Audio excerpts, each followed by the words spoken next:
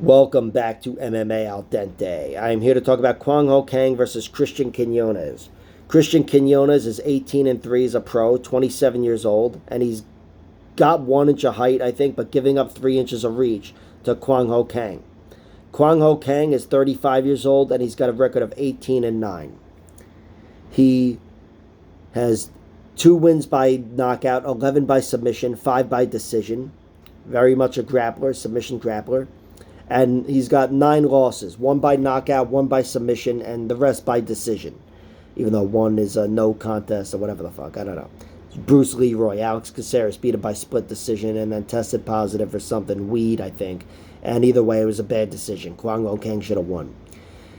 He's been finished twice, like I said, but they both happened when he was a young fighter. Those were on the Korean regional scene. One guy soccer kicked him, the other guy triangle armbarred him. But since then, at the UFC level, he's only ever been beaten by decision. He's been beaten by Chico Camus, Ronnie Yaya, I forget he wants to be called Ronnie, Ricardo Ramos. You know, he's been in there with some really good fighters, and he's beaten some good fighters as well. Dana Bakhtiari, in his last win, he beat him striking pretty much with his jab. His jab won him that fight, and it was a very impressive performance. He also beat Brandon Davis, Teruto Ishihara. He had a funky nickname, I forget what it was, but that guy, he rear naked choked him in round 1. Guido Canetti, if you remember that fight, he triangled him in round 1.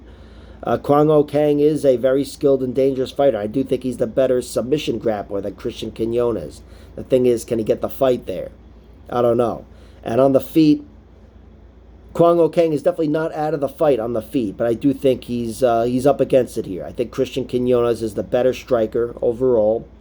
Kwang does have 3 inches of reach on him and a nice jab, that alone could win a decision. But Cristian Quinonez is overall the better striker. He's got a record of 18-3, 10 knockouts, 3 submissions, 5 decisions. And the 3 losses all come by finish. 2 by knockout, 1 by submission. I haven't seen one of his first loss, but I know it was in the 3rd round and it was by knockout. And then his other 2 losses, the 1 submission comes in the 3rd round and the other knockout in round 2. So, just on paper, there's cardio concerns with Cristian Quinonez. Even though he's gone 5 rounds and looked good doing so, he's been a solid, decision fighter. The guy Donnie Matos, he beat him by 5 rounds, and Zhao Long on the Contender Series, that was a 3-rounder.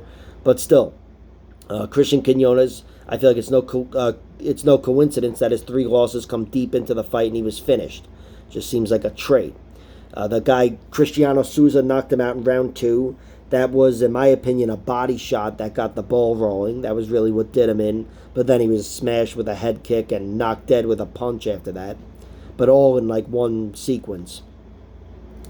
And the loss against this guy, Victor Madrigal, that was a really wild fight. And Quinonez was about to get the victory on the ground against him in round 1, was dominating him and pounding the shit out of him from the back mount. Came really close to a finish, but wasn't able to get it done, and then started to fade, and Madrigal took over. Actually ripped his arm with one of the more deadly arm bars I've ever seen, but wasn't able to get it done, and then choked him out with a rear naked in round 3. And fun little side fact here, Victor Madrigal, in his last fight, this guy that beat Cristian Quinonez, his last fight he beat Cristian Quinonez's brother, Jose Albert Quinonez. He did that in April. And he did that also by rear naked choke. This one in round 2. So the guy's a solid fighter. Jose Albert Quinonez, if you don't know, used to fight in the UFC 5 or so years ago. But maybe not even 5 years ago, a few years ago. But Cristian Quinonez, it's no coincidence his losses are deep into the fight. There are cardio concerns, but he's looked good. Again, going 5 rounds, going 3 rounds, fighting well in decisions. And overall, though, he's a very dangerous guy. That's what I take away from him. He's a really good striker, and the way he looked against Khalid Taha, nobody made that guy look like that. And he just went right through him, knocked him out in, I think, 2 minutes.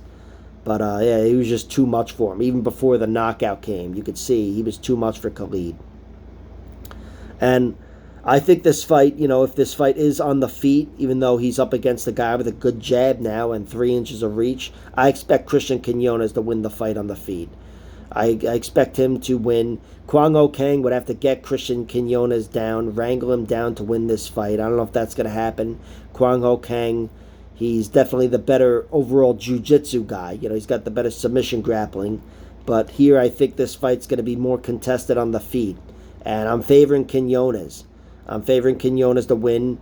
I think he's a more dangerous guy, but also in a 3-round fight, I don't envision too many cardio issues.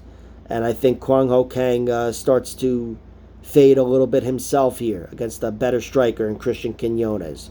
So I'm picking Cristian Quinonez to win largely a kickboxing battle. And I think Kang will survive because he's a very durable guy. But gun to my head, I'd go Quinonez wins a decision. That's the pick. I threw a little prop bet down on round 2 and 3 submission for Kang, plus 1,600 and plus 2,500. But my primary bet is on Cristian Quinonez winning by decision, plus 150. I think that's his primary path to victory, considering Kang's durability. And I also think it's the most likely outcome. Like, share, subscribe, all that horse shit, and check out my other videos.